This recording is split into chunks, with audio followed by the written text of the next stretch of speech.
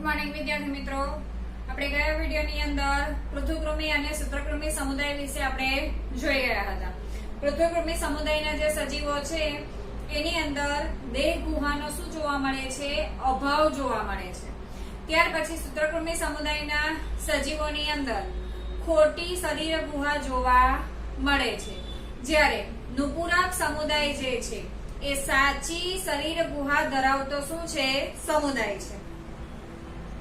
નુપુરક સમુદાયની આપણે વાત કરીએ વિદ્યાર્થી મિત્રો, તો એની અંદર કયા સજીવો જોવા મળે છે? તો આપણે બધાએ વિદ્યાર્થી મિત્રો અળસિયું જોયું છે ને?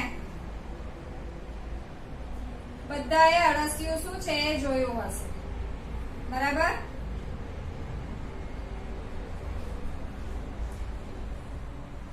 આ છે અળસિયું, બરાબર વિદ્યાર્થી મિત્રો? આ રીતે અહીંયા જોવા મળે છે એના જનન અંકુરો. આ છે એનું મુખ. હવે નુપુરક સમુદાયની અંદર જે કંઈ પણ સજીવો છે એ સજીવ કેવી સમમિતિ ધરાવે છે? તો દ્વિપાર્શ્વ સમમિતિ ધરાવે છે. દ્વિપાર્શ્વ સમમિતિ કોને કહેવામાં આવે છે? આપણે આગળ જોઈ ગયા છે. દ્વિપાર્શ્વ સમમિતિ ધરાવે છે. વળી પાછા કેવા છે? તો ત્રિગર્ભસ્તરીય શું ધરાવે છે? શરીર રચના ધરાવે છે, એટલે કે ત્રિગર્ભસ્તરીય છે. બીજું આપણે આગળ કહી ગયા તેમ સાચી શરીર ગુહા અથવા તો શરીરની અંદર શું ધરાવે છે? પોલાણ ધરાવે છે, જે હકીકતમાં છે. હવે પછીના વિદ્યાર્થી મિત્રો બધા જ સજીવો શું ધરાવશે? તો શરીર ગુહા ધરાવશે. તો સાચી શરીર ગુહા ધરાવે છે. સજીવો રહે છે ક્યાં? તો દરિયાઈ પણ છે, મીઠા પાણીમાં પણ રહે છે અને સ્થળજ પણ છે. એટલે કે પાણીમાં અને જમીન પર આ નુપુરક સમુદાયના જે સજીવો છે તે પાણીમાં પણ રહે છે અને જમીન પર પણ જોવા મળે છે. બીજું, આ જે સમુદાયના સજીવો છે એની અંદર ઉપરથી શરૂ થઈને નીચે, એટલે કે મુખથી શરૂ થઈને શીર્ષથી શરૂ થઈને પૂંછડી સુધી શરીર જે છે તે આ રીતે ખંડોમાં વહેંચાયેલું શું થયેલું છે? જોવા મળે છે. તો શીર્ષથી પૂંછડી સુધી શરીર ખંડોમાં વહેંચાયેલું જોવા મળે છે. હવે આપણે આગળ જોઈ ગયા વિદ્યાર્થી મિત્રો, એ સજીવો જે છે તે પેશી સ્તરની રચના ધરાવે છે. હવે આ બધા સજીવો છે તે અંગ અને અંગતંત્ર સુધીની શું ધરાવે છે? રચના ધરાવે છે. એટલે નુપુરક સમુદાયના સજીવોની અંદર પાચન તંત્ર, પરિવહન તંત્ર, ચેતાતંત્ર, ઉત્સર્જન તંત્ર, આ બધું શું છે વિદ્યાર્થી મિત્રો? જોવા મળે છે. જે રીતે આપણા શરીરની અંદર પાચન તંત્ર છે તે જ રીતે નુપુરક સમુદાયના સજીવોની અંદર પણ શું જોવા મળે છે? પાચન તંત્ર, પરિવહન તંત્ર, ચેતાતંત્ર, ઉત્સર્જન તંત્ર જેવા અંગો જોવા મળે છે. તેમને પ્રચલન માટે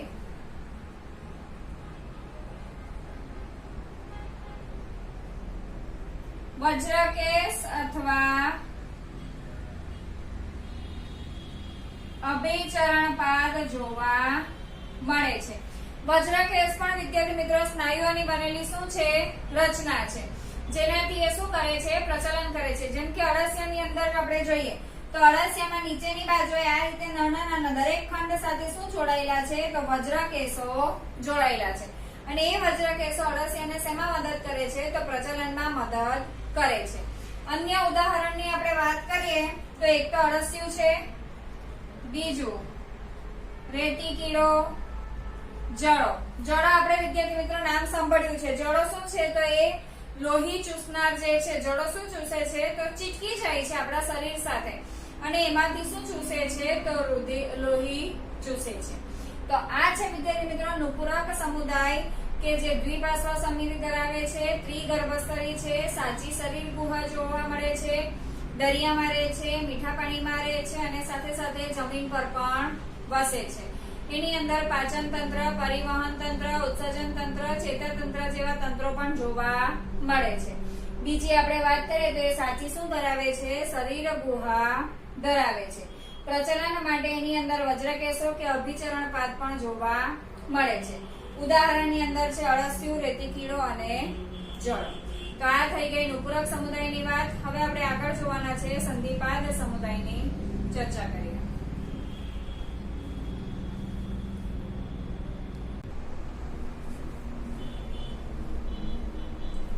હવે જોવાના છે વિદ્યાર્થી મિત્રો સંધિપાદ.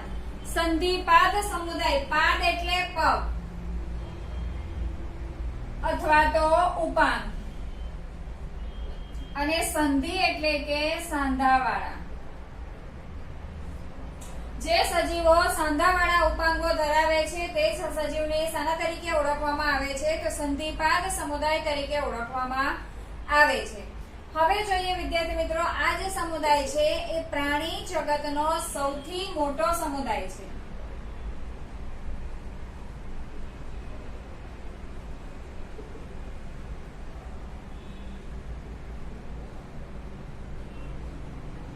આ સજીવો પણ જે છે એ કઈ સમિતિ ધરાવે છે? તો દ્વિપાર્શ્વ સમિતિ ધરાવે છે. એ પણ કેવા છે વિદ્યાર્થી મિત્રો? તો ત્રિગર્ભસ્તરીય શરીર રચના ધરાવે છે. એમનું શરીર જો જોઈએ વિદ્યાર્થી મિત્રો તો એમનું શરીર પણ શું છે? ખંડમય છે. અંદરથી ખંડમય નથી, પરંતુ આપણને બહારથી કેવું દેખાય છે? ખંડમય દેખાય છે.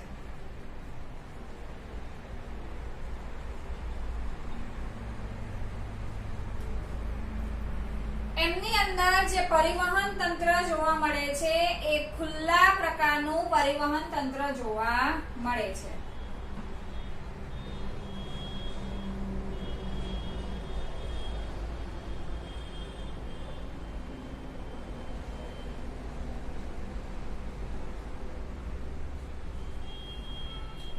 ખુલ્લા પ્રકારનું પરિવહન તંત્ર કોને કહેવામાં આવે? તો વિદ્યાર્થી મિત્રો આપણને ખબર હશે કે આપણા શરીરની અંદર જે રુધિર વહે છે એ ધમની અને શિરા એટલે કે નસોમાં થઈને વહે છે અથવા તો રુધિર વાહિનીમાં થઈને વહે છે. તો જેની અંદર રુધિર એ રુધિર વાહિનીમાં થઈને વહે છે તો એને કહેવામાં આવે છે બંધ પ્રકારનું રુધિર પરિવહન તંત્ર. અહીંયા છે ખુલ્લા પ્રકારનું. ખુલ્લા પ્રકારનું પરિવહન તંત્ર કોને કહેવામાં આવે? કે જેની અંદર રુધિર જે છે તે રુધિર વાહિનીમાં થઈને વહેતું નથી. આખા શરીરની અંદર રુધિર શું થયેલું હોય છે? ફેલાયેલું જોવા મળે છે અને શરીરના જે અંદરના બીજા અંગો છે એ પેલા રુધિર સાથે શું છે? સંપર્કમાં હોય છે. એટલે કે રુધિર જે છે તે આખા શરીરના પોલાણની અંદર રુધિર શું થયેલું છે? ફરી વળેલું છે. એટલે કે એમાં થઈને રુધિર વહે છે. એટલે કે એને શું કહેવામાં આવે છે? કે ખુલ્લા પ્રકારનું પરિવહન તંત્ર કે જેની અંદર શરીરનું પોલાણ જે છે તે રુધિરથી ભરેલું છે અને રુધિર જે છે તે રુધિર વાહિનીમાં થઈને વહેતું નથી. ખુલ્લા પ્રકારનું પરિવહન તંત્ર એટલે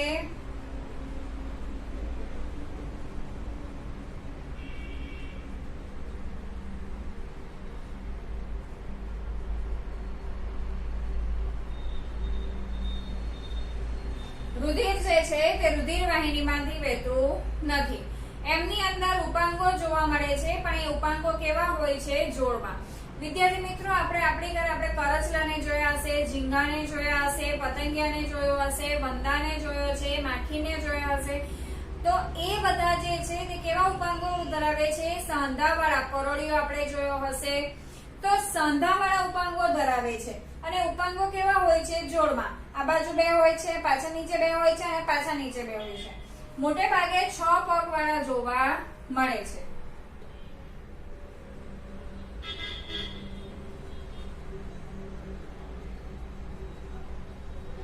તો ઉપાંગો કેવા જોવા મળે છે? જોડમાં જોવા મળે છે. ઉપાંગો કેવા છે? મેં આગળ વાત કરી તેમ ઉપાંગો સાંધાવાળા હોવાથી એને શું કહેવામાં આવે છે? સંધિપાદ તરીકે ઓળખવામાં આવે છે. ઉદાહરણની આપણે વાત કરીએ,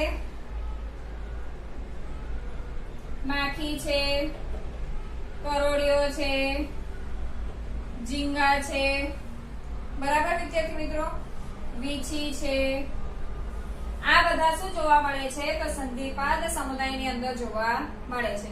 વિદ્યાર્થી મિત્રો, આપણે અમુક લક્ષણો યાદ રાખવાના છે. તમને એવું પૂછવામાં આવે કે પ્રાણી જગતના સૌથી મોટા સમુદાયનું વર્ણન કરો, તો આપણે સંધિપાદ સમુદાયનું વર્ણન કરવું પડે. દ્વિપાર્શ્વ સમમિતિ ત્રિગર્ભ શરીરની લાક્ષણિકતા શું છે? તો એ ઉપાંગો જોડમાં હોય છે અને કેવા ઉપાંગો છે? સાંધાવાળા ઉપાંગો છે. બીજું, ખુલ્લા પ્રકારનું પરિવહન તંત્ર. ખુલ્લા પ્રકારનું પરિવહન તંત્ર એટલે કે રુધિર જે છે તે રુધિર વાહિનીમાંથી વહેતું નથી અને આખું શરીરનું પોલાણ જે છે તે રુધિરથી કેવું હોય છે? ભરેલું હોય છે. હવે આપણે આગળ ચર્ચા કરીએ મૃદુકાય સમુદાયની.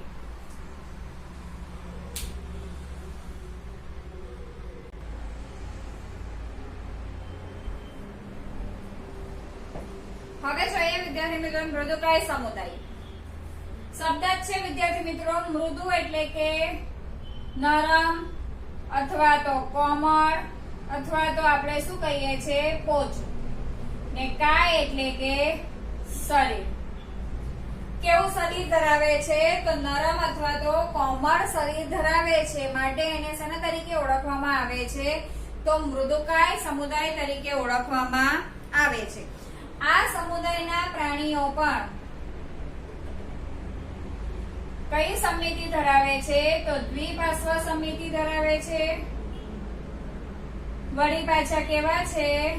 ત્રિગર્ભ સ્તરીય છે. શરીરની અંદર પોલાણ જોવા મળે છે, પણ એ પોલાણ કેવું હોય છે? ઓછું હોય છે. એટલે કે દેહ કોષ્ઠ ઓછા પ્રમાણમાં જોવા મળે છે. કોષ્ઠ એટલે કે પોલાણ.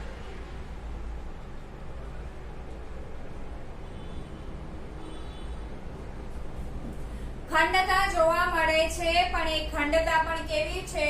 ઓછી છે.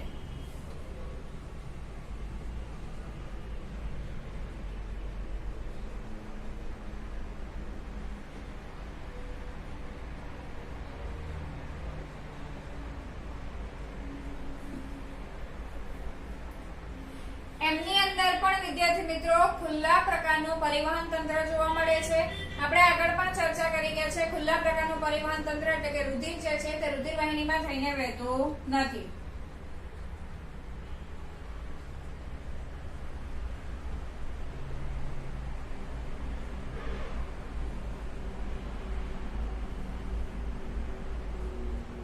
અને ઉત્સર્જન માટે શું આવેલા છે? તો મૂત્રપિંડ આવેલા છે.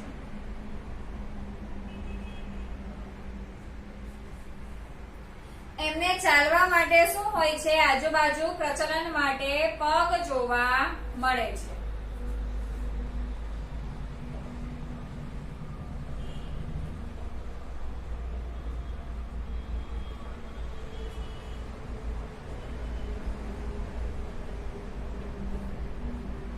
આજુબાજુ પ્રચલન માટે શું જોવા મળે છે? પગ જોવા મળે છે. તો વિદ્યાર્થી મિત્રો એના ઉદાહરણની આપણે વાત કરીએ તો અષ્ટકવચ અથવા તો એને કહેવામાં આવે છે કાઇટોન.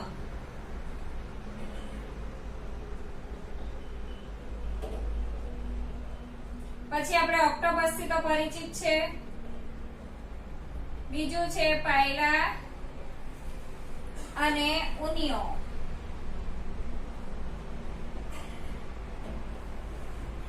અષ્ટકવચ ની અંદર આ રીતે આવું કઈ પ્રાણી તમને જોવા મળે છે વિદ્યાર્થી મિત્રો. એની ઉપર આ કવચ જેવી રચના છે અને એ કવચમાં આ રીતે આંખ જોવા મળે છે. આ રીતે આ છે કાઇટોન અથવા તો શું છે? અષ્ટકવચ. તો મૃદુકાય સમુદાયની અંદર શરીર કેવું છે? નરમ છે. દ્વિપાર્શ્વ સમમિતિ ધરાવે છે. ત્રિગર્ભસ્તરી છે. દેહકોષ જોવા મળે છે પણ ઓછું છે. ખંડતા પણ ઓછા પ્રમાણમાં જોવા મળે છે. ખુલ્લા પ્રકારનું પરિવહન તંત્ર છે. ઉત્સર્જન માટે શું છે? મૂત્રપિંડ આવેલા છે. શરીરની આજુબાજુ એટલે કે તેમની આજુબાજુ પ્રચલન માટે શું આવેલા છે? પગ જોવા મળે છે.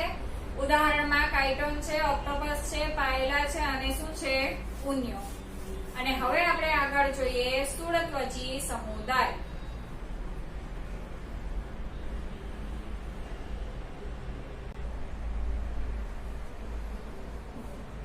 હવે જોઈએ સ્થૂળત્વચી સમુદાય. સ્થૂળ એટલે કે વિદ્યાર્થી મિત્રો કાંટા અથવા તો કંટક. ત્વચી એટલે કે ત્વચા પર. તો ત્વચા પર કાંટા અથવા તો કંટક જેવી શું ધરાવે છે? રચના ધરાવે છે. માટે આ સમુદાયના સજીવોને શું કહેવામાં આવે છે? સ્થૂળત્વચી સમુદાય. બીજું, આ સજીવો જે છે તે કેવી સમમિતિ ધરાવે છે? અર્ય સમમિતિ ધરાવે છે. અર્ય સમમિતિ કોને કહેવામાં આવે છે? તો કોઈ એક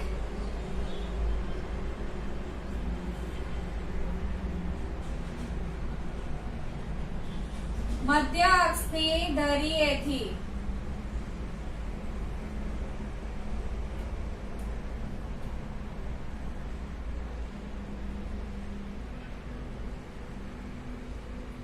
વિભાજિત કરી શકાતું હોય તો તેને શું કહેવામાં આવે છે? અર્ય સમમિતિ. વિદ્યાર્થી મિત્રો, આની અંદર દ્વિપાર્શ્વ સમમિતિ એટલે કે જેવો આપણે ભાગ કરીએ તો ડાબો અને સરખો એમ બે સરખા ભાગમાં શું થાય છે? વિભાજિત થાય છે.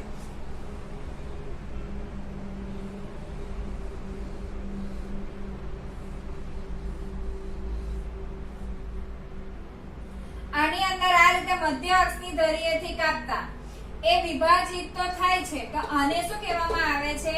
અર્ય સમમિતિ તરીકે ઓળખવામાં આવે છે. પરંતુ દ્વિપાર્શ્વ સમમિતિની અંદર તો ડાબો અને જમણો એમ બંને ભાગ કેવા પડશે? સરખા. જેટલું ડાબા ભાગમાં જોવા મળે છે એટલું જ શેમાં જોવા મળશે? તો જમણા ભાગમાં જોવા મળશે. તો આ સજીવો કેવા છે? અર્ય સમમિતિ ધરાવે છે. સાથે સાથે કેવા છે? તો ત્રિગર્ભસ્તરી રચના ધરાવે છે. એમના શરીરમાં કંટકીય રચના જોવા મળે છે. માટે એને સ્થૂળત્વચી સમુદાય તરીકે ઓળખવામાં આવે છે. એની અંદર યાદ રાખજો વિદ્યાર્થી મિત્રો, નાલી પગ ધરાવતું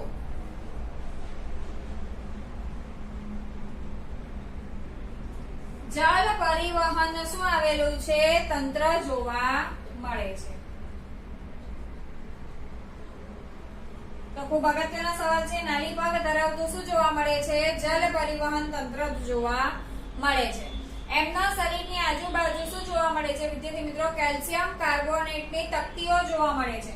એટલે કે એની ઉપર શું જોવા મળે છે? કવચ જેવી રચના જોવા મળે છે.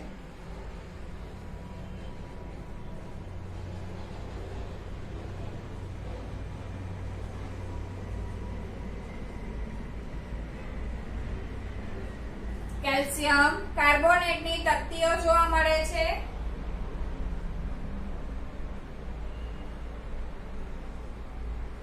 અને શૂળ એટલે કે કાંટાનું બનેલું શું જોવા મળે છે? કંકાલ જોવા મળે છે.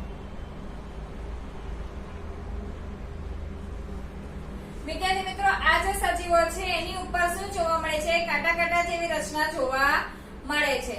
જેમ કે આપણે સાગર ગોટા છે, તારા માછલી છે, પછી બરડ તારા છે,